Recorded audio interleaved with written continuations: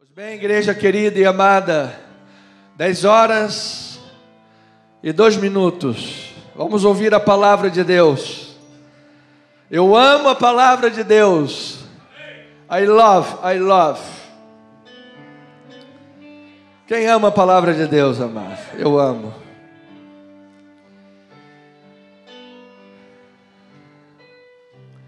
Guardiões da verdade, promotores da unidade. O chamado de Paulo para discernir e para resistir aos agentes da divisão e do engano. Vamos fazer a leitura de Romanos, capítulo 16, versículo 17 a 20.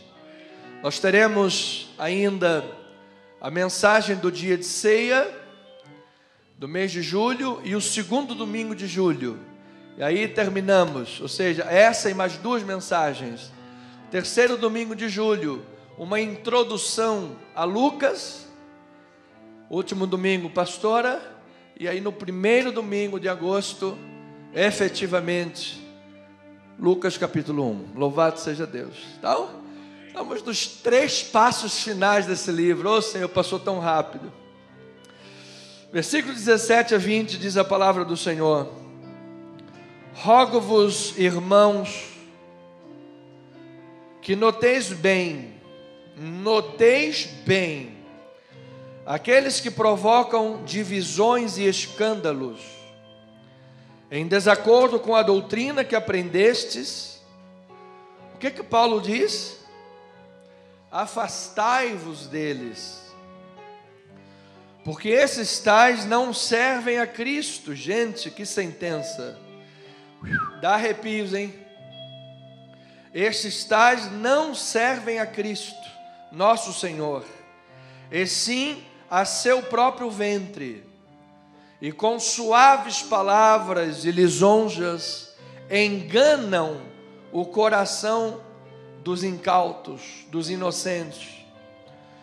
Pois a vossa obediência é conhecida por todos, por isso me alegro a vosso respeito, e quero que sejais sábios para o bem e simples para o mal. E então, eu recebo, amado. Recebe aí na tua vida, irmão. E o Deus da paz, em breve, esmagará debaixo dos vossos pés a Satanás. A graça de nosso Senhor Jesus seja convosco. Vamos louvar o Senhor, irmãos. Gente, ó Deus, obrigado por existir um texto como esse na tua palavra.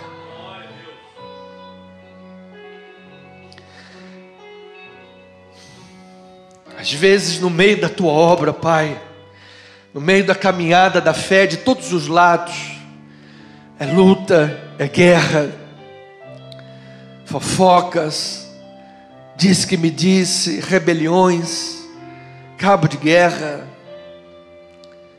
Isso não é novo, Pai. Sempre foi assim. Isso está inerente a um homem carnal. Isso aconteceu nos céus. Pai, esse é um mistério que nenhum teólogo sabe responder. Como é que no céu, onde não tinha carne, o pecado aconteceu, rebelião aconteceu? Nós, como seres humanos, então, tenha misericórdia de nós, Pai.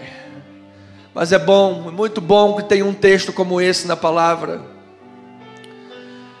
porque certamente todos nós um dia na vida sofremos com decepções, com lutas, com problemas, e nós precisamos estar atentos, alertas, sobre a rocha que é Cristo Jesus.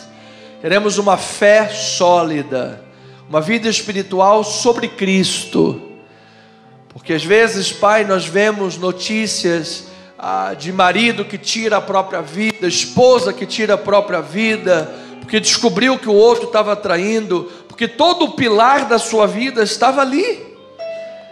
toda a sustentação da sua vida era aquele pilar. Mas nós queremos, Pai, que a sustentação e o pilar da nossa vida seja Cristo, a palavra, a doutrina boa de Deus. Estarmos alertas quanto a tudo, e então proteger as nossas emoções em nome de Jesus. Fala-nos, Pai. Nós não queremos ouvir um pio que não seja bíblico, que não seja teu. Nós não queremos ouvir um pio que seja da carne de ninguém aqui. Queremos, Pai, que esse altar seja respeitado. Quando alguém subir aqui para pregar, não é para jogar letra para ninguém, não é para humilhar ninguém, não é para pregar a palavra de Deus. Doa a quem doer, mas também proteja a quem tem que ser protegido. Do altar à porta da igreja, essa é a nossa humilde oração, em nome de Jesus. E o povo amado de Deus diga amém, amém e amém. Muito obrigado, meus amados, em nome de Jesus. Júnior, depois vê que parece que tem uns barulhinhos aqui. Ouvi não sei se foi interferência tá bom. Não sei se é a mesa também, se a gente precisa lá de colocar um equalizador novo.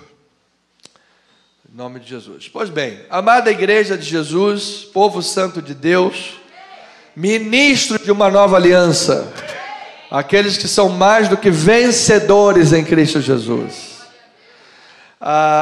O apóstolo São Paulo, na sua carta à igreja de Roma, expõe no livro mais teológico, mais profundo, doutrinário, talvez das Sagradas Escrituras, expõe algumas doutrinas que são de absoluta importância para o povo de Deus. Então, nós temos estudado ao longo de mais de um ano de estudo na igreja. Vimos Paulo falar, por exemplo, sobre a justificação pela fé.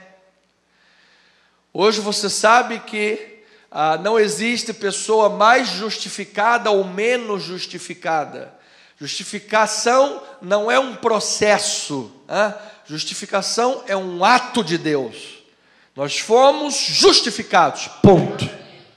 A santificação é um processo. Nós vamos sendo santificados, mas quando Deus te olha, Ele já te vê santo e quê? Irrepreensível. Diga glória a Deus por isso. Então Paulo traz doutrinas tremendas. Ele fala sobre a relação entre judeus e gentios quanto à salvação, que Cristo Jesus é o alvo, é o centro da salvação. Antes da cruz do Calvário, durante todo o Antigo Testamento, houve um povo seguindo os patriarcas que esperavam a vinda do Messias, estavam na expectativa do Messias. E hoje nós estamos... Está fazendo um barulho, João. Desliga a caixa, por favor. Não sei se é alguma caixa ligada. Hoje o Messias já veio e nós somos salvos em Cristo Jesus pelo poder do sangue derramado. Diga glórias a Deus por isso. Salvos em Cristo. E Paulo traz na carta aos Romanos muitos assuntos inerentes à vida cristã.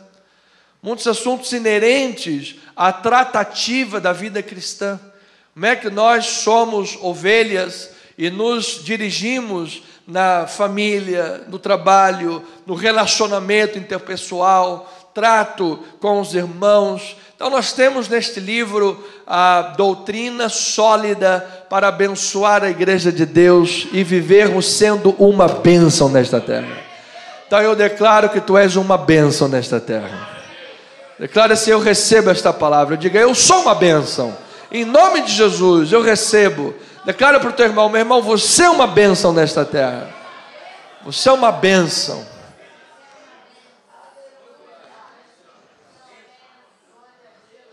Pastora, você é uma bênção. Diáconos, presbíteros, vocês são uma bênção. Irmão Alci, que é o único músico que está aqui presente, você é uma bênção. Os outros eu vou orar por eles para eles retornarem. São uma bênção. Ministro, igreja de Jesus, Eliardo, mesmo faltando culto, às vezes você é uma bênção, em nome de Jesus. Ovelhas de Jesus, cada um de vocês são uma bênção, em nome do Senhor. Ou seja, é bom saber que a palavra de Deus diz a nosso respeito. É verdade? Isso nos dá uma coisa chamada identidade. Identidade. Então, sabedores disso, Paulo introduz uma carta, introduz o capítulo 16, ou seja, no final do livro, introduz fazendo saudações, mas no meio delas, parece que abruptamente, no meio de saudações, saudai a irmã Febe, saudai Trifene e Trifosa, saudai Aristóbulo e Rufo e a sua mãe, que foi como uma mãe para mim, saudai Priscila e Áquila, pessoas maravilhosas. No meio, parece que entra um espírito de Tramontina, ali no meio, corte rápido, e ele vem com a palavra de advertências, palavras de instrução e exortação à igreja de Deus, que é uma das palavras de maior importância para o povo de Deus. Então, nós entendemos que isto, literariamente, apenas para responder e ficar registrado isso, que eu sei que é o questionamento de alguns, isto é um estilo de Paulo. Paulo usa isso em outras cartas, aos Coríntios, aos Filipenses e outras também. É um estilo de carta, no final ele faz advertências. Veja, por exemplo, o estilo de advertência que Paulo faz na sua carta ao seu filho na fé, Timóteo. Olha lá, em 1 Timóteo capítulo 1, versículos 18 a 20, diz a palavra do Senhor, este é o dever. Então, olha como a mente apostólica, inspirada de Paulo, está trabalhando. Está falando sobre dever. Este é o dever que te encarrego, ó filho Timóteo, segundo as profecias de que antecipadamente foste o quê? Objeto. Combate firmado nelas o bom combate. Então, como é que você vai combater o combate espiritual, amado? Com as armas da carne? Fazendo fofocas? Criando divisões na igreja? Disputa por poder no cargo da igreja do Senhor? Nós já vimos ministérios, irmãos, no Brasil se deteriorarem por disputas, por exemplo, entre o ministério de louvor e o ministério pastoral da igreja. E aí o ministério de louvor faz guerra com o ministério do pastor da igreja, cria uma divisão, um buraco no meio da igreja, e nós já vimos ministérios inteiros se desfazerem. Não vou citar nomes aqui, porque nós temos ética quanto a isso, mas uma luta tremenda. E, amado, isso não é bom que seja assim na obra de Deus. Diga amém por isso, amado. Nós declaramos que o nosso ministério está absolutamente unido, coeso. Nós temos um propósito, um objetivo. Nosso desejo é louvar e glorificar o nome do Senhor. Somos aqui servos de Deus. Temos papéis, é igual marido e mulher. Quem é o melhor? Não tem melhor ou pior. Somente papéis diferentes. É sim, é obra de Deus. Porque não pode todo mundo ser boca, não é verdade? Imagina se a orelha fosse boca. Como é que eu ia ouvir os irmãos? É verdade? Apesar que parece que tem uns que só tem boca, não tem ouvido. Você dá bom dia para eles, você fica o dia inteiro ouvindo. Louvado seja Deus por isso. Mas não tem problema não. É uma bênção. Eu declaro aos irmãos, irmãos boca, irmãos orelha, irmãos pescoço. Vocês são todos uma bênção em nome de Jesus. Só não podemos ser carne de pescoço, mas você é uma bênção. Louvado seja o Senhor. Então, olha lá. Depois ele fala, combate, ou seja, isso para explicar, que ele está dizendo, combate firmado na profecia. Firmado na palavra. Ou seja, existe uma base para nós combatermos isso aí. Aí ele diz, mantendo fé e boa consciência, porquanto alguns, tendo rejeitado a boa consciência, vieram a naufragar na fé. Está fazendo algum barulho aqui? Ô Eliado, faz uma gentileza, muta todos os canais, deixa só o meu liberado, muta todos. Não, mas eu estou ouvindo aqui também na caixa, algum barulhinho, agora melhorou. Vamos lá. Então, mantendo fé e boa consciência, porquanto alguns, tendo rejeitado a boa consciência, vieram a naufragar na fé. Amado, ninguém aqui em nome de Jesus vai naufragar na fé. Você foi chamado para ser um bom marinheiro de Cristo Jesus. O nosso barquinho, às vezes vem as ondas, mas quem é o capitão? Quem é o capitão? Diga aí o nome do Senhor Jesus. É Jesus Cristo. Ele é o capitão do nosso barco, amado. Ele está lá no leme. Aleluia. Então Paulo está dando instruções: mantenha fé, mantenha a boa consciência para você não naufragar na fé. Ou seja, não use as armas que não sejam as profecias. Não use armas que não sejam a palavra de Deus. Não use outras armas, porque senão você vai ferir a tua consciência cristã e às tantas você vai naufragar. Aí versículo 20: e dentre esses se encontram quem? Se contam quem? Ou se encontram quem? Himeneu e Alexandre. Tem alguém com esses nomes aqui na igreja? Não, né? Alguém chama Himeneu, Alexandre? Não, mas se fosse, não era você não, fica tranquilo. Isso aí é outro Alexandre. Ele está dizendo Himeneu e Alexandre, os quais, gente, isso aqui, olha aí, olha o que Paulo está dizendo: entreguei a Satanás. Você lembra que lá na primeira passagem de Romanos ele disse: o Senhor vai fazer o que com Satanás? Esmagá-lo debaixo dos nossos pés. Mas aqueles que rejeitam a profecia, a palavra, rejeitam a boa consciência, eles são entregues a Satanás. Ele diz: entregue a Satanás para serem castigados, a fim de não mais blasfemarem. Então, a concordância teológica, o que é isso aqui? Pastor, será que Paulo foi ali no centro e fez um trabalho de macumba, entregou o cara para Satanás? Claro que não. Então, entregue a Satanás, você tem aí duas possibilidades viáveis. Eu acho que são as duas. A primeira possibilidade, Paulo falou: sou o seu pastor? Sou. Você me reconhece como seu pastor? Sim. Então, se você me reconhece como seu pastor, você tem que aceitar o que eu falo para você. Não está reconhecendo? Está usando armas contrárias? Está blasfemando? Não te pastoreio mais. Não te exorto mais. Deixa você entregue por conta própria. Quer seguir esse caminho? Vai com Deus. Essa é uma palavra, ou seja, não te pastoreio mais. A outra palavra você lembra lá de Romanos, ele diz: se afastem dele.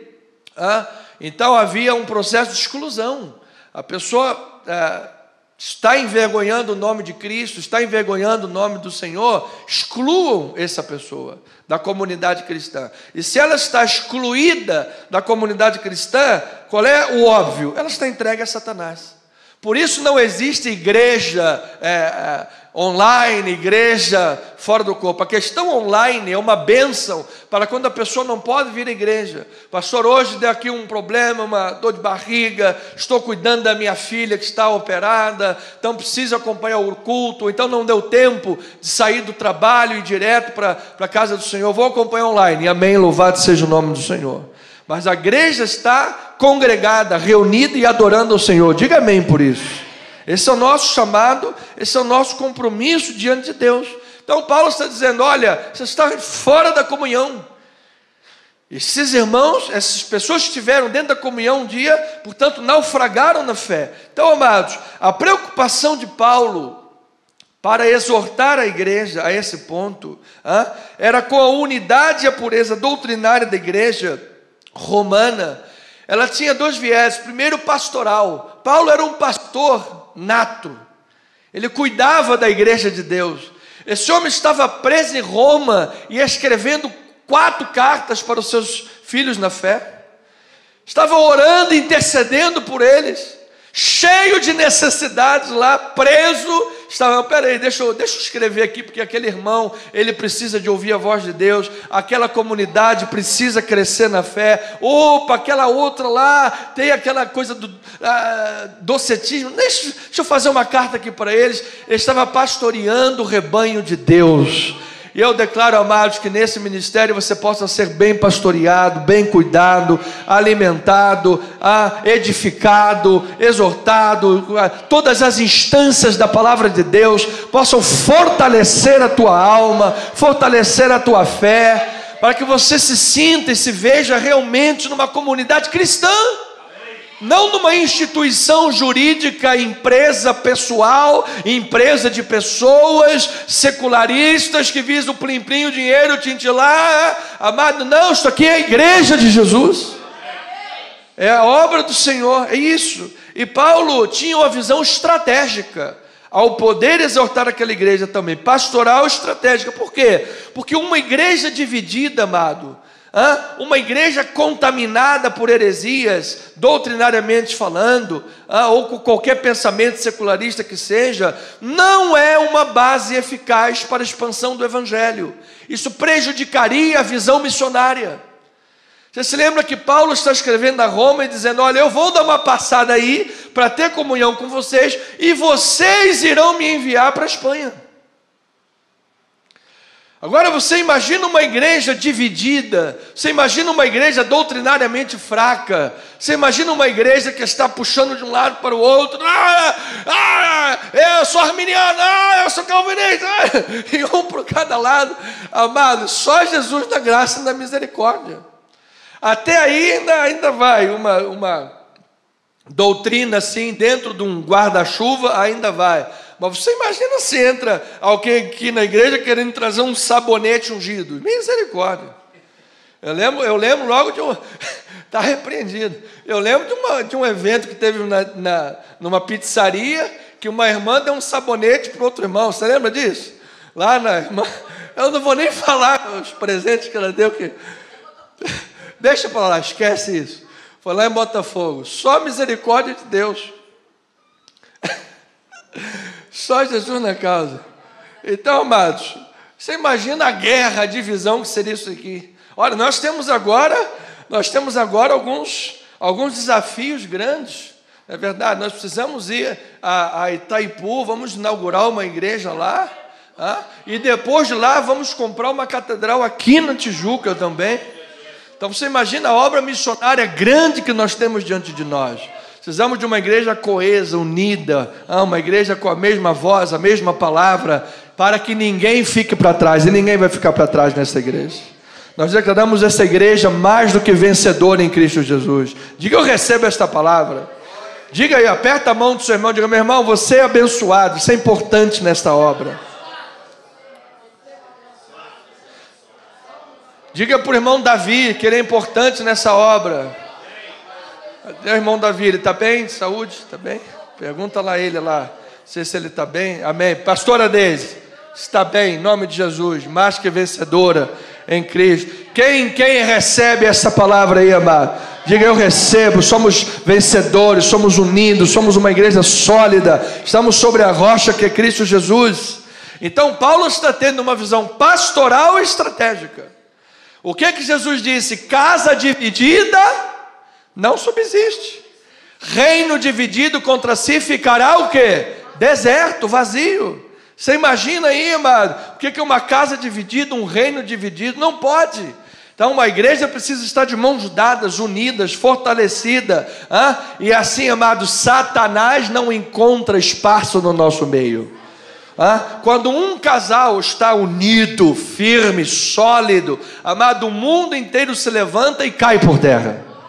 Mas se entre o casal abriu-se uma brecha ali, pronto, Satanás entra na brecha e destrói.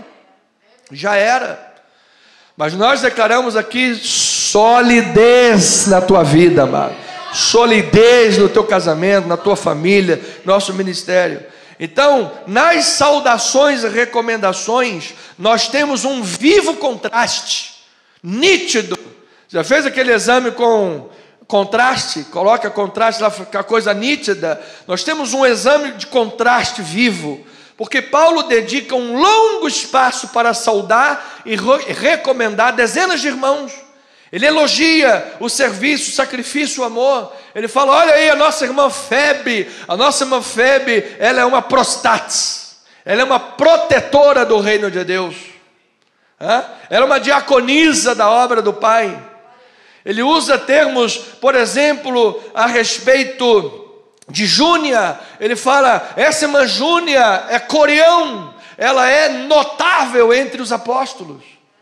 Então Paulo pega especialmente, inclusive algumas mulheres, Priscila e outras, porque eram marginalizadas, não tinham valor devido, põe lá em cima e diz: olha como essas irmãs e irmãos são bênção na obra do Senhor. E no meio desta bênção, Paulo vem e faz exortações, apresentando aqueles a quem ele adverte. Então, enquanto os soldados servem a Cristo e a igreja com amor genuíno, aqueles que Paulo adverte, ele diz que são servos de quem? Do próprio ventre, próprio umbigo, do próprio estômago. E nós vamos ver as duas possibilidades quanto a isso. Então, a sua exortação final nesta carta é um lembrete àquela comunidade que ela continue a ser como os irmãos fiéis que ele saúda e não como os divisores descrentes. É como no final de um culto aqui, nós terminarmos orando pela igreja, ou então um apelo, quando o Espírito Santo inspira, ou então uma oração com imposição de mãos, quando o Espírito Santo permite, ou no final de uma mensagem, terminamos fazendo aquela aplicação da mensagem. A última coisa que a pessoa vai levando na sua mente é aquela responsabilidade, é aquela palavra: o que eu vou fazer? Depois que eu ouvir toda essa mensagem, o que eu vou fazer com ela? Aí o pregador aplica. Essa é a nossa postura, assim, assim, assim. Então a pessoa sai dali direcionada. Então Paulo começa uma carta com grandes doutrinas, ele vai deixar isso solto no ar? Não. Ele aplica e diz: é assim que você tem que ser ovelha de Deus. Veja, por exemplo, para você entender o que é o pensamento de Paulo nessa advertência, veja Paulo escrevendo aos Coríntios, capítulo 9, versículos 23 a 27. Ele diz: tudo faço por causa do Evangelho, com o fim de me tornar cooperador com ele. Não sabeis vós que os que correm no estádio, todos na verdade correm, mas um só leva o prêmio? Correi de tal maneira que o alcanceis. Todo atleta em tudo se domina, aqueles para alcançar uma coroa corruptível, nós porém a incorruptível. Louvado seja o nome do Senhor Jesus. Aí ele diz: assim corro também eu, não sem meta, assim luto, não como que desferindo golpes no ar, mas esmurro o meu corpo e o reduzo à escravidão, para que, tendo pregado a outros, não venha eu mesmo a ser o quê? Desqualificado. Então o que Paulo está dizendo aqui? Se você for na raiz do grego para entender o pensamento que ele está falando, ele não está falando de rigor ascético, nem você maltratar o corpo. Ele está dizendo que a pessoa sem Cristo Jesus, ela é escrava do pecado. O pecado domina, mas quando ela tem Cristo Jesus, é ela que escraviza o corpo. Ou seja, ela não está dominada pelos fortes desejos do pecado, ela domina essa força do pecado. Ela domina as fortes, porque são fortes desejos. Às vezes a pessoa tem um desejo de fazer um problema, fazer uma fofoca, um caixão para o corpo, depois de morrer, e um caixão só para a língua. Então a pessoa terá um desejo, fica lá fazendo, um desejo forte, mas Paulo diz: eu reduzo meu corpo à escravidão, eu domino, eu não sou dominado. Por quê? Porque eu tenho uma coroa a receber em Cristo Jesus. Ele está dizendo: eu não quero ser desqualificado. Ele está usando a figura do atleta. O atleta se submete a treinamentos exaustivos. Você sabia, amado, que você vê aí esses atletas muito ativos, lesão para cá, problema muscular para colar, por quê? Leva-se ao limite de treinamento que eles submetem. E Paulo está dizendo: eu não quero ser um atleta de Cristo desqualificado, mas eu quero ser um atleta que suba naquele pódio e diga: o meu Deus me fez mais que vencedor em Cristo Jesus. No meio de todas as lutas e batalhas. Amado, quando a tentação vier, você já venceu pelo Cristo Jesus na tua vida, amado. Quando os fortes desejos do mal tentarem agir sobre a pessoa de Cristo na tua vida, você vai lembrar que Jesus não é só o teu Salvador, mas Ele é o Senhor também da tua vida, amado. Pastor, mas fulano de tal falou mal de mim. O meu desejo é lá espraguejar. Amado, nem faça isso. Eu falei aqui agora com o presbítero aqui, um cara lá em Botafogo me vendeu um gato por lebre. Eu comprei lá botei lá um baú na minha moto e o cara me vendeu um suporte que não valia nada. O baú caiu, quebrou, e o cara é ignorante. Eu falei, gente, eu não vou nem voltar lá. Eu não vou nem voltar lá. Eu não vou nem voltar lá, porque eu sei que se eu voltar lá, eu vou me estressar com aquele cidadão, e eu não quero isso. Então, Senhor, amém, o Senhor restitui todas as coisas. Amado, às vezes nós temos que conhecer os nossos limites em algumas coisas. Não brinque com fogueira. Quem brinca com fogueira faz o quê? Xixi na cama. E você já tem idade para não fazer mais xixi na cama, né? Amém. Louvado seja o Senhor. Então, em tudo se domina. Então, amados, em nossa jornada de fé, em nossa caminhada de fé, a advertência e o discernimento espiritual são cruciais, tão cruciais quanto encorajamento e graça. Às vezes a pessoa fica só naquela expectativa de na igreja, olha, vamos receber encorajamento.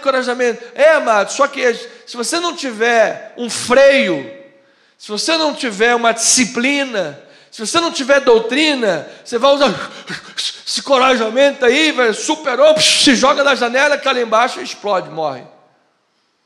É igual uma criança, você imagina uma criança que não tem a disciplina, ela acha que pode pular da janela. Então, a advertência, o discernimento são tão importantes quanto encorajamento e graça.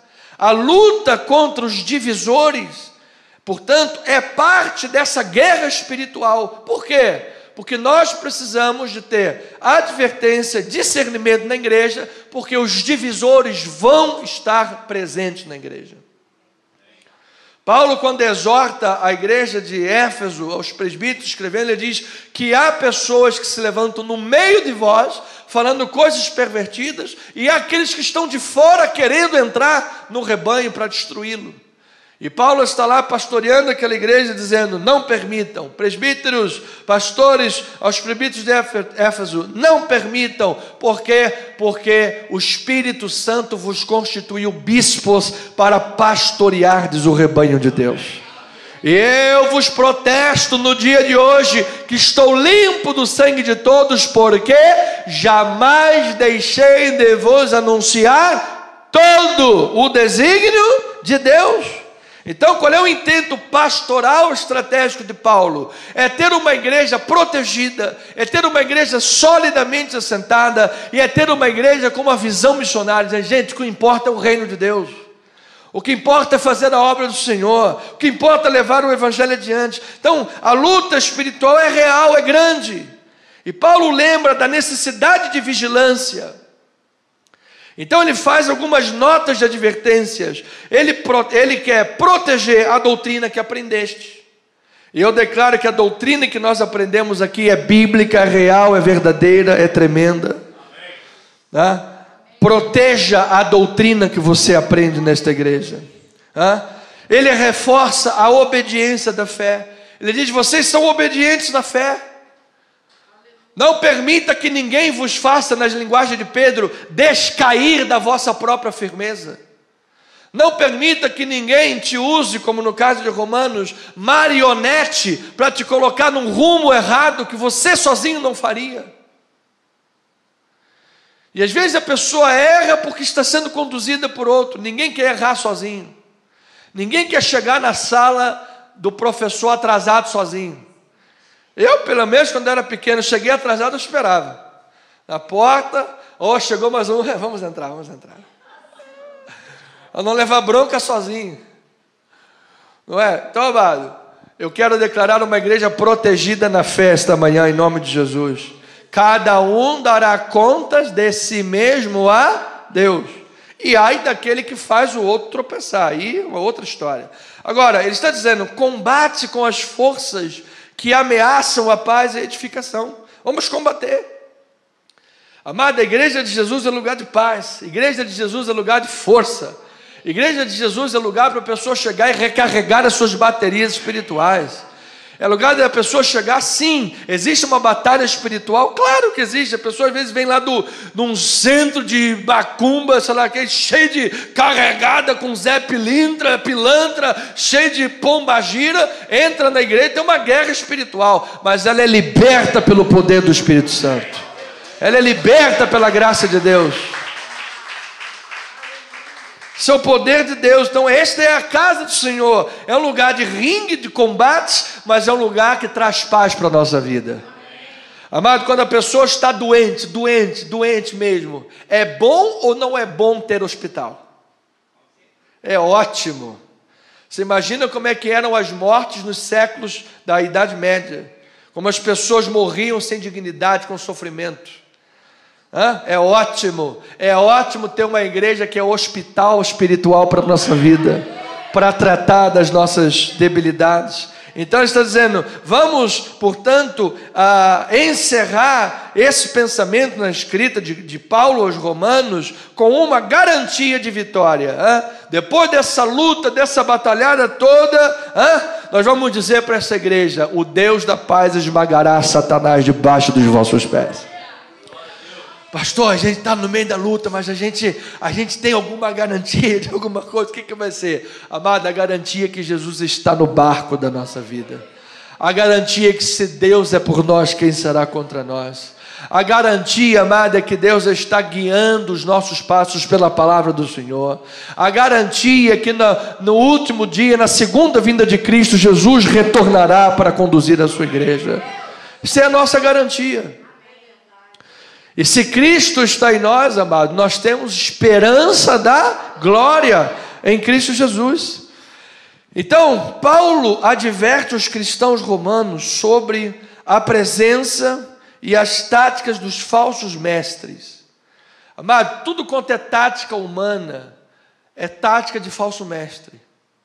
Vamos fazer assim, vamos fazer assado e acolá, para ver se a gente pega aquele irmão ali na carne. Vamos fazer assim, assado, para a gente ver qual vai ser a reação do pastor. Vamos dar uma cutucada com vara. Isso tudo, amados, são armas da carne. Quantas vezes eu vi isso?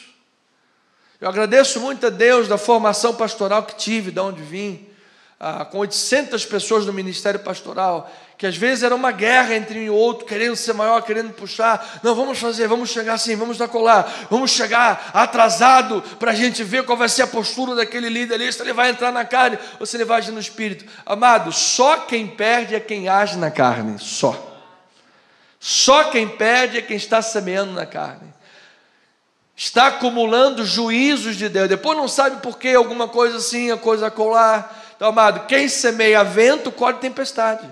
Paulo diz aos Gálatas, não se engane, com Deus não se brinca, para Deus não se torce o nariz, aquilo que o homem semear, isso também ceifará.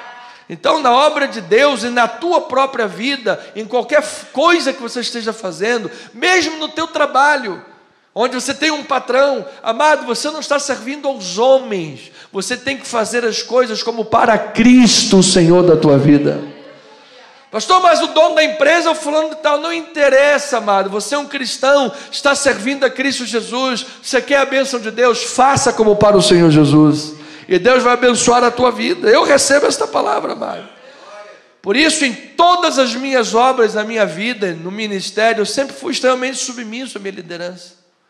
Nunca me insurgi contra nada para fazer, para acontecer. Nunca fui um Himeneu e Alexandre, para desvirtuar pessoas da fé, jamais. Então Paulo está advertindo isso aqui, porque há táticas desses falsos mestres. Eles se postulam como guias, para quê? Corromper a praticabilidade do Evangelho, a prática do Evangelho.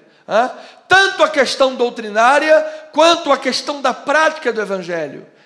Na vida das pessoas, ele quer corromper, gerando divisões. Então Paulo os exorta para que eles exerçam discernimento e sabedoria, os encoraja com a certeza da vitória em Cristo, pois Satanás será esmagado debaixo dos nossos pés, em nome de Jesus. Então, amado, todos aqueles, como diz lá Atos dos Apóstolos, Teudas e Judas, se levantaram com esse espírito, há um dia, amado, que eles morrem e os 400 se dispersam. A obra de Deus sofre, eles sofrerão a eternidade, mas o reino de Deus como um todo, ele continua. Esses homens viraram o quê? Poeira da história. Onde é que foi Teudas? Judas. Eu quando estive em Israel, eu tive o prazer de ir no... onde estão lá? O museu de Israel principal, voltado para as questões bíblicas, tem uma ala só do tempo de Jesus. Só do tempo de Jesus. E lá tem uma zona, uma caixa mortuária de Anás, um dos sacerdotes que crucificaram Jesus. Foram voz para crucificar Jesus. E estava lá, eu aqui, a caixa ali, eu aqui, a caixa ali. Eu cheguei, rapidinho, ninguém viu. Você está aí, cara? Você está aí, né? Eu sei que você está aí. Lembrou, amado? Você está aí? Aquele que você subverteu o povo para crucificar, ele não está lá não. Eu já fui lá no túmulo, o túmulo dele está vazio. Você virou poeira, mas ele ressuscitou. Amados, nós somos servos de Jesus Cristo. E eu declaro a força de Cristo na tua vida, amado. A força de Cristo nas tuas obras. Você quer ver um exemplo disso? Carnaval. Carnaval é alegria, é a força da alegria. Que na quarta-feira vira o quê? Cinzas. É a força da alegria que vira poeira. Agora, a força da alegria que vem do Senhor, amado, é até a eternidade na tua vida. O mundo não vai roubar. Aleluia! Então, Paulo ele está dizendo, meus filhos na fé, vamos identificar, porque o inimigo é sutil. Se o inimigo aparecer para você com 2 chifrinhos, um rabinho de seta, uma pata agachada, saindo fumaça do nariz, o que você vai dizer para ele? Tá repreendido. Sai retro a Satanás. Está amarrado. Agora, vê se ele vier com uma Bíblia na mão, se ele vier com uma voz mansa, doce e suave. Oi? Sutilmente, se ele usar da linguagem. Tu acha que o inimigo não conhece a palavra? Jesus, quando foi tentado por Satanás no deserto, o diabo fez o quê? Ele usou a palavra. Ó Jesus, não está escrito que aos teus anjos dará ordem a teu respeito para que te guardem? Usou a Bíblia. Aí distorceu a Bíblia. Então, joga essa daqui de cima lá para baixo. Jesus, como o maior hermeneuta, exegeta da história, é o seu herético. Mas também está escrito, não tentarás o Senhor teu Deus. Ou seja, a Bíblia é a solução, é a resposta para a nossa vida. Então ele tenta se colocar sutilmente para enganar quem? Os incautos. Por isso, amado, a coisa mais importante do ministério pastoral. O pastor pode visitar, pode estar lá no dia que a pessoa está no hospital, pode estar lá no culto no lar, o pastor pode fazer uma festinha, pode estar presente, faz uma oração, ora a chave do carro, maravilhoso, tudo faz parte. Mas esses trabalhos o pastor pode delegar para qualquer pessoa da igreja fazer. Agora, o ensino e a doutrina da igreja é a função principal do ministério pastoral. Por isso, os apóstolos dizem, vamos levantar aqui 8 irmãos cheios do Espírito Santo para serem o quê? Diáconos. E eles vão servir a mesa da igreja. E nós, apóstolos, vamos nos consagrar ao ministério da oração e da palavra de Deus. Porque é fundamental você dar à igreja de Jesus conhecimento. Então ele diz, noteis bem, identifique a ameaça no meio da igreja. Amado, se você está doente, qual é o primeiro passo para você tratar a doença? É você fazer um exame. Depois que você faz o exame e identifica a doença, você faz o tratamento.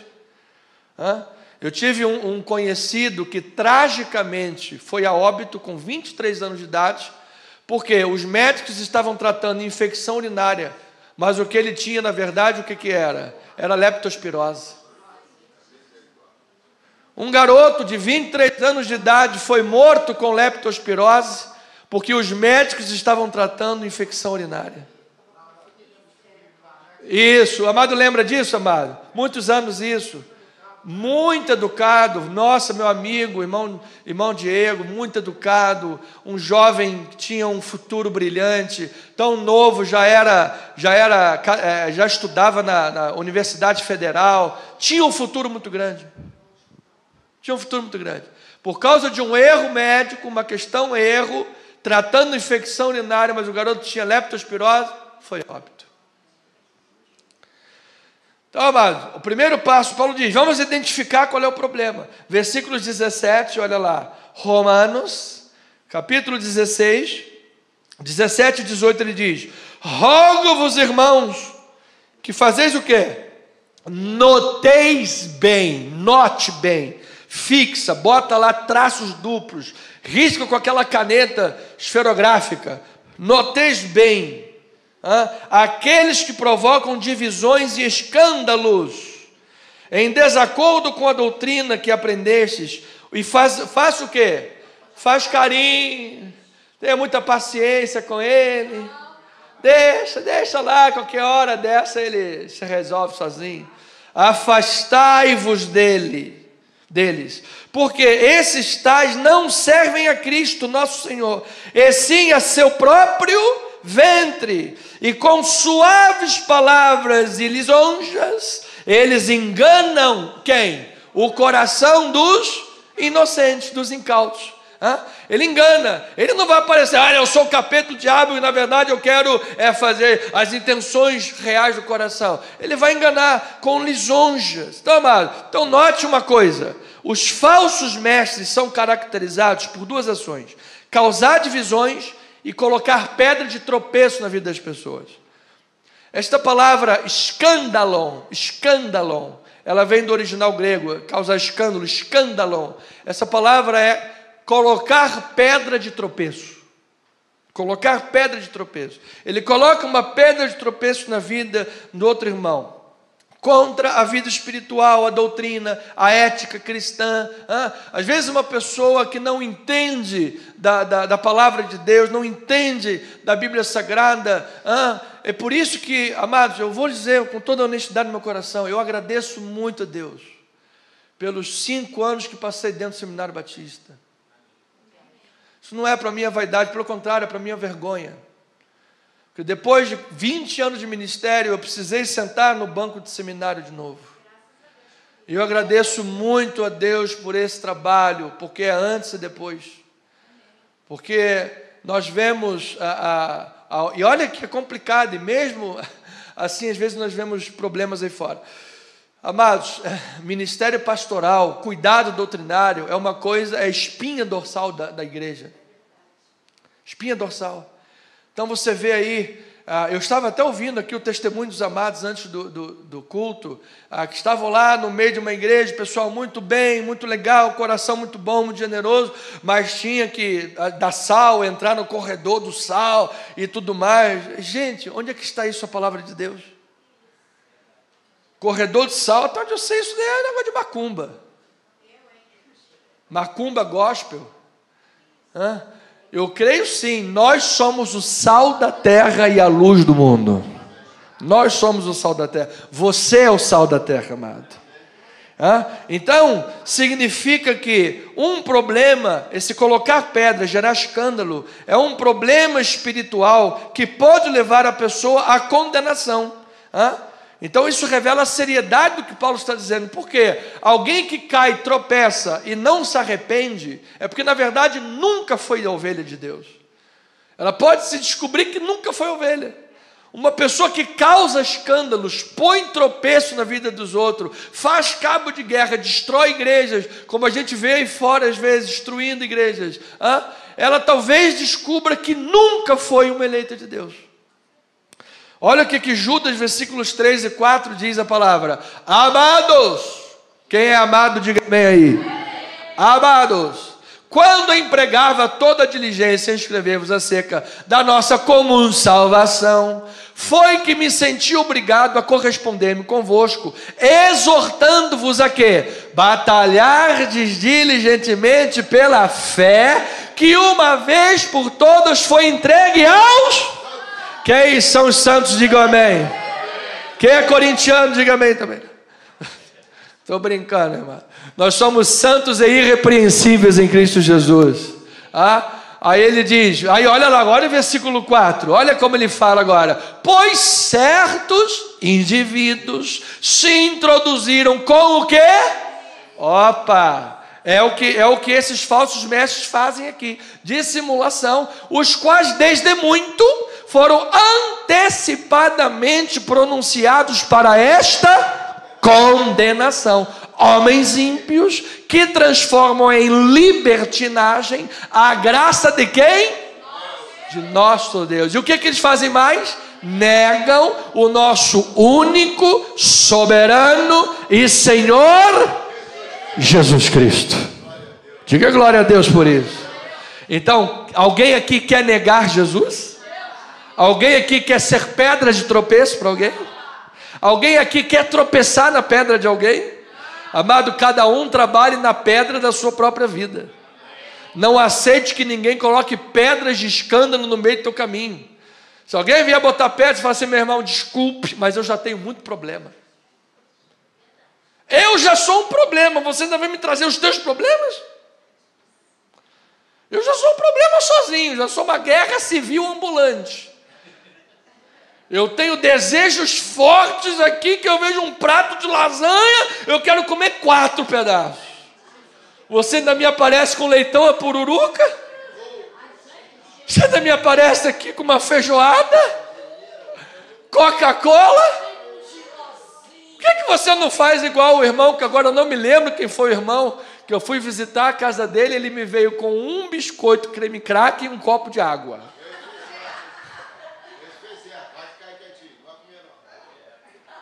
Aí ele falou, não, o pastor está na dieta. Aí eu falei, é isso aí, amado, estou na dieta. Ela falou, calma, pastor, fica tranquilo, eu tenho escondido aqui. Aí ele foi lá, pegou um bolo de milho e veio com um bolo de milho. Eu acho que foi na casa da irmã Maurília, se não me engano. Aí veio com um pedaço de bolo de milho, mas só um pedacinho, por favor. Não, fica tranquilo. Metade do bolo. Eu falei, Deus seja louvado. Só misericórdia do Senhor. Foi a casa da irmã Maurília.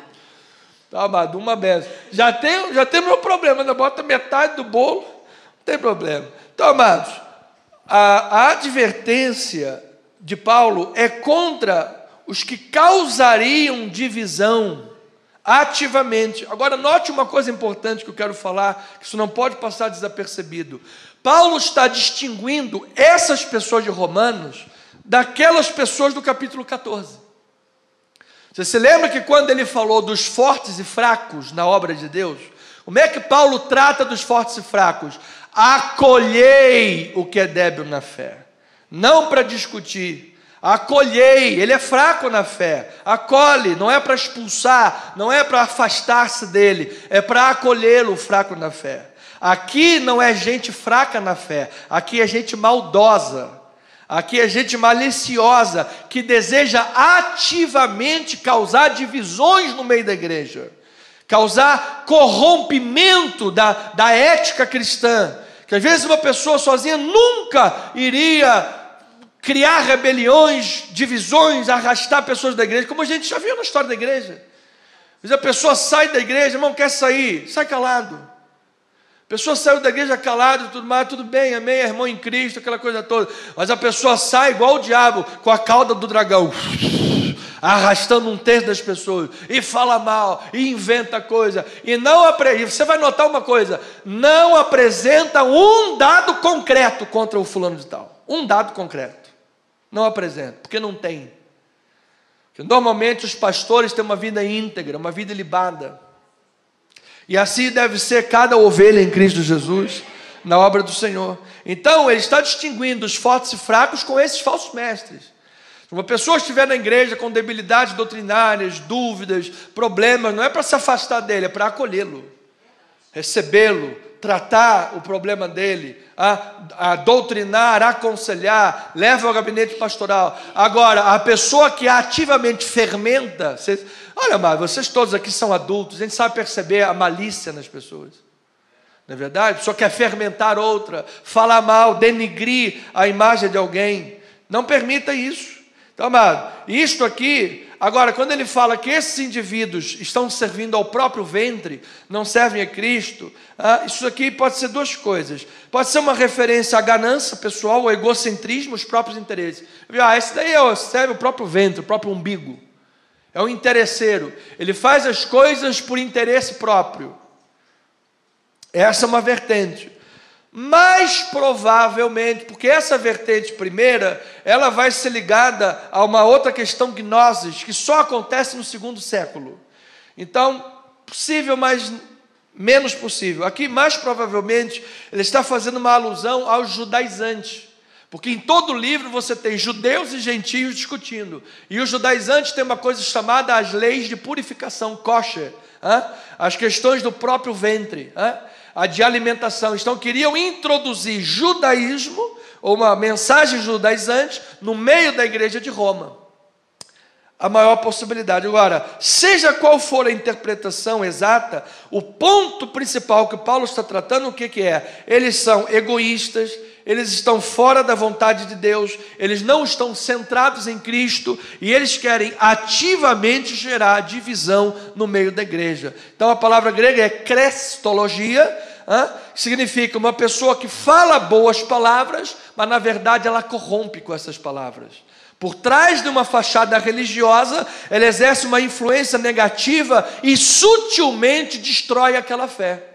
Às vezes uma pessoa que era tão zelosa da obra de Deus, trabalhava, tratava, ela perde o zelo porque está sendo minada a sua fé, está sendo destruída a sua fé.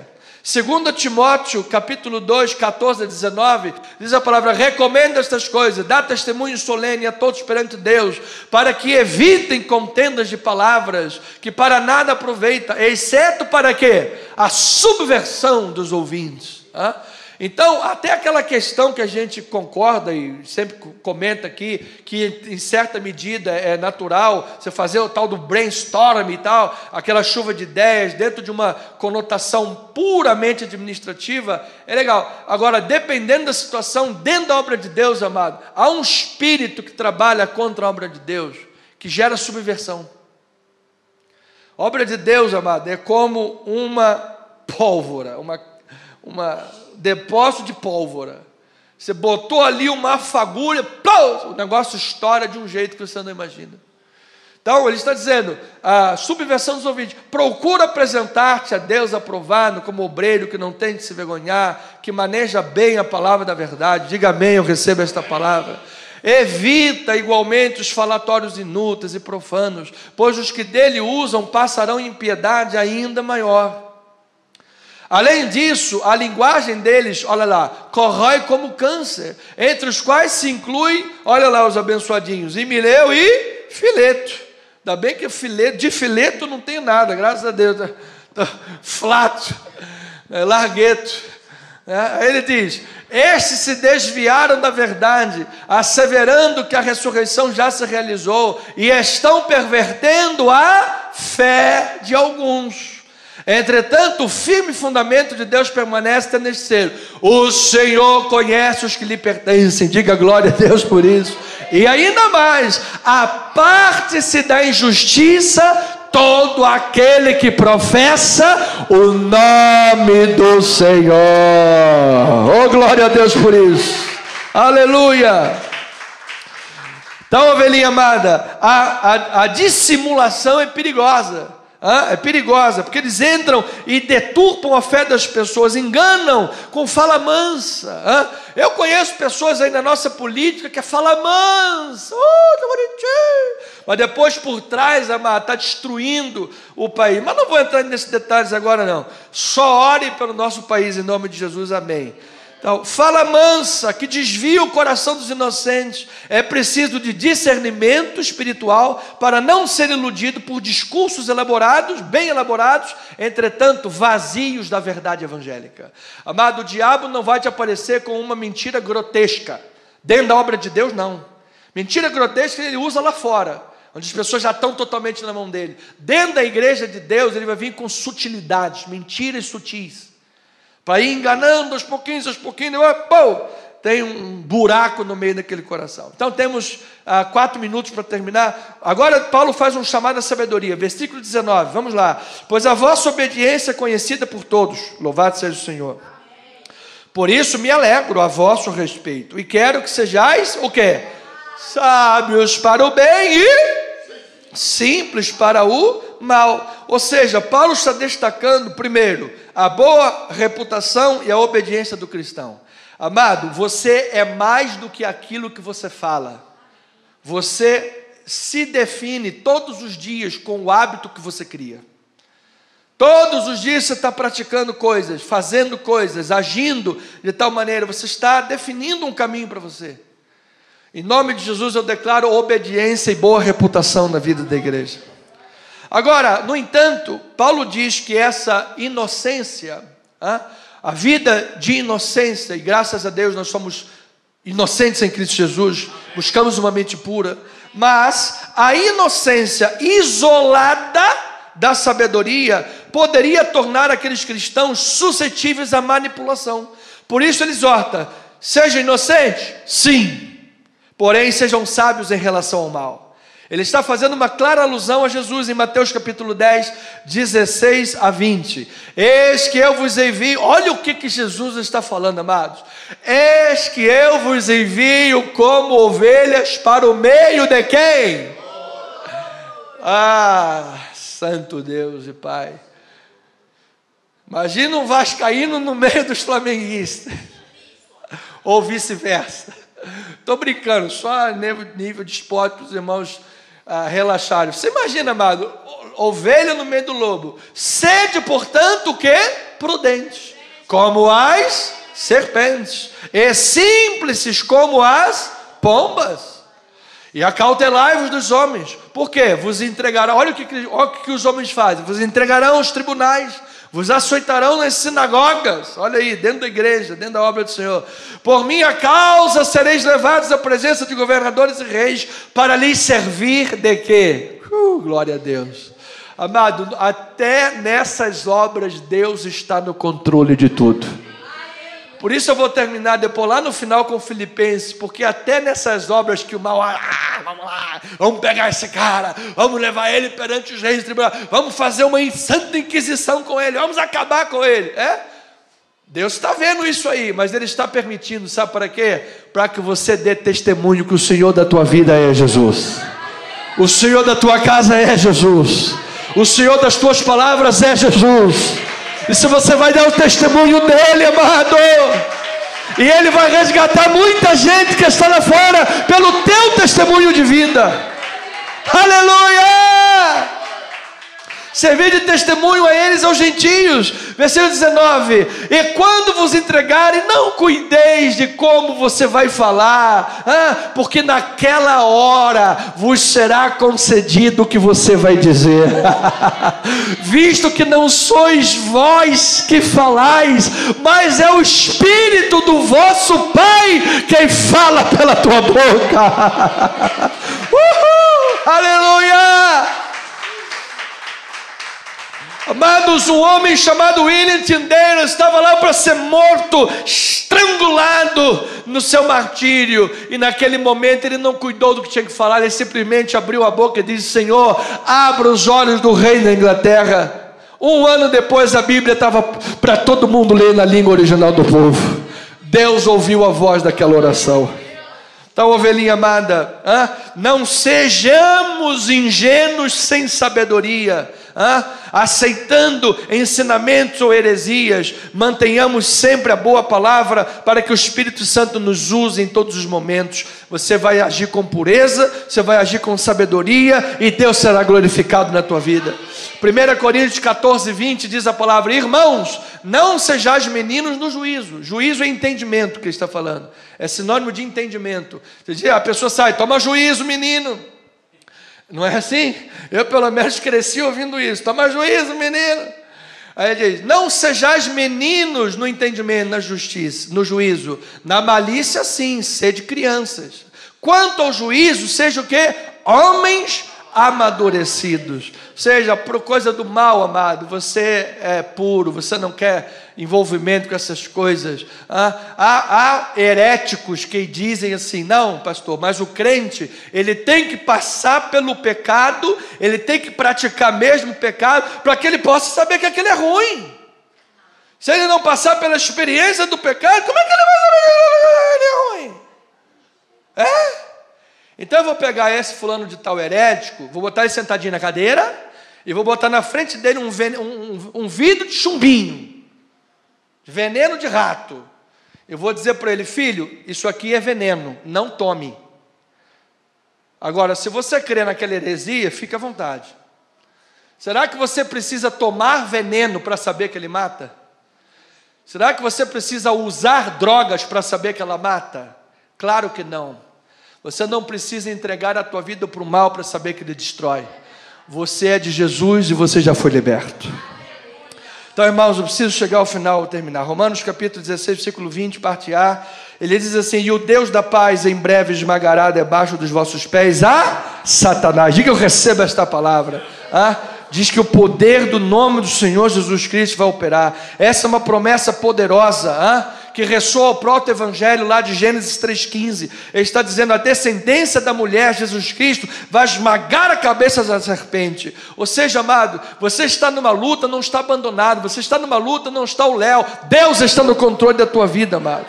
Paulo está dizendo: por trás da ação dos falsos mestres, Paulo está detectando estratégias de Satanás. Por isso ele pega a ação de falsos mestres e fala de Satanás depois. Está dizendo: por trás dos falsos mestres, por trás dessa dissimulação, é Satanás que quer destruir a igreja. Entretanto, o Deus da paz vai esmagar Satanás debaixo dos vossos pés. Em Cristo, irmãos, nessa guerra, a vitória já é certa.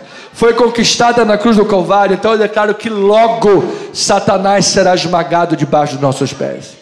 Versículo 20, parte B, ele diz: a graça de nosso Senhor Jesus seja convosco. Então, amados, a graça de Deus não é apenas o ponto de entrada para a vida cristã. Você não entra na vida cristã apenas pela graça. Ela não é apenas o ponto de entrada para a vida cristã. Ela também é o meio pelo qual nós crescemos e desfrutamos e somos transformados, porque a graça não é só misericórdia e perdão, a graça é poder e capacitação. Louvado seja o Senhor. 2 Tessalonicenses 1, 11, 12, por isso também não cessamos de orar por vós, para que o nosso Deus vos torne dignos de sua vocação e cumpra com poder todo o propósito de bondade e que obra de fé, a fim de que o nome do nosso Senhor Jesus seja glorificado em vós e vós nele, segundo a graça de nosso Deus e do Senhor Jesus Cristo. Olha, meu amado, receba na tua vida, essa graça de Deus é quanto basta. Você não será envergonhado, você vai ser capacitado, amado. Se você está orando a Deus: Senhor, eu preciso superar esse pecado, Senhor, eu preciso superar aquela debilidade, Senhor, eu preciso vencer esta batalha, que muitas das vezes eu sou vencido por ela. Eu quero dizer, amado, você servirá na força que Deus supre. Entrega sempre teus caminhos, tua vida, tuas orações, teu dia a dia nas mãos do Senhor, leitura bíblica, vida de oração. Você está debaixo da ação e do poder do Espírito Santo de Deus. E Paulo diz, portanto, em Coríntios 15, versículo 10, mas pela graça de Deus eu sou o que sou. Diga comigo: eu sou o que sou pela graça de Deus. E a sua graça que me foi concedida não se tornou vã. Antes trabalhei muito mais do que todos eles, todavia não eu, mas foi a graça de Deus comigo. Oh, glória a Deus por isso. Santo é o Senhor. Amado, eu vou dizer uma coisa: você vai fazer grandes obras, mas não será você, será a graça de Deus contigo. Você vai conseguir aquela grande vitória, mas não será você, será a graça de Deus contigo, amado. Por isso Paulo disse: tudo posso naquele que me fortalece. Essa é a força que Deus supre. E eu termino agora, pastor, depois de ter ouvido isso tudo, eu quero aplicar mais e mais na minha vida. Então eu termino dizendo: Paulo nos deixou um legado atemporal de vigilância para todos os tempos da igreja espalhada no mundo. Vigilância, discernimento, esperança em Cristo. E ele destaca a importância de 4 coisas. Primeiro, a importância de identificar os falsos mestres, as suas táticas subversivas e divisoras, os seus motivos egoístas e se afastar disso. Segundo lugar, combinar junto com a nossa obediência e inocência, a sabedoria do Evangelho, evitando assim uma ingenuidade isolada de sabedoria que nos faria tolerar mais do que devemos o fermento. A Bíblia diz que um pouquinho de fermento leveda toda a massa. Toleras tanto ouvir o fermento que às vezes a tua própria massa pode ser fermentada. Sabedoria, cuidado com isso. Terceiro lugar, a importância de lembrarmos da gloriosa promessa de que Deus, o Deus da paz, esmagará Satanás sob os nossos pés, o que será e já é pela fé uma vitória garantida pelo nosso Senhor Jesus Cristo. E por fim, de estarmos sempre alertas, firmes na sã doutrina, sábios para o bem e puros para o mal. Termino com Filipenses 1, 27 e 28, diz a palavra: vivei acima de tudo por modo digno do Evangelho de Cristo, para que, ou indo ver-vos, ou estando ausente, ouça, no tocante a vós outros, que estais firmes em um só Espírito, com uma só alma, lutando juntos pela fé evangélica, e que em nada estais intimidados pelos adversários, pois o que para eles é prova evidente de perdição. Lembra lá de Jesus? Falando daqueles homens, eles vão vos pegar, vão vos jogar vocês perante autoridades, ou nega Jesus, ou vai morrer, ou nega Jesus, ou vai passar fome, ou nega Jesus, ou vai ser envergonhado. O que eles acham que é para o teu mal, porque você está ali entre a cruz e a espada, na verdade, amado, é para o teu bem, pois o que para eles é prova evidente de perdição, para vós outros é prova de salvação da parte de Deus. Porque se você em alguma área da tua vida, em qualquer mínimo detalhe que seja, padecer, mas padecer por amor a Cristo, meu irmão, Deus é por você. Deus está sendo o teu juiz e o teu advogado. Se você padecer em qualquer coisa que seja, porque você é um ser humano, você é um ser humano como qualquer outro, e se você vier a padecer em qualquer coisa que seja, mas padecer por amor de Cristo, não é para a tua perdição, é para a tua salvação, porque você tem um advogado. Permaneça firme na fé, Deus é maior do que tudo. Assim seja, assim diz o Senhor.